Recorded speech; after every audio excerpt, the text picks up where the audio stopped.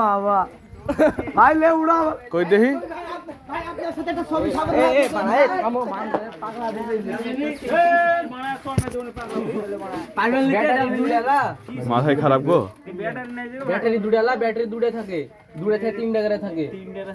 বুঝি ব্যাটারি এই ব্যাটারি নাই কিনতে হবে নাকি আলাদা হবে ওই ব্যাটারি লা ড্রোনের ব্যাটারি 3 টাকা কি 2 টাকা থাকে 2 টাকা থাকে ব্যাটারি আমার দুইটা ছিল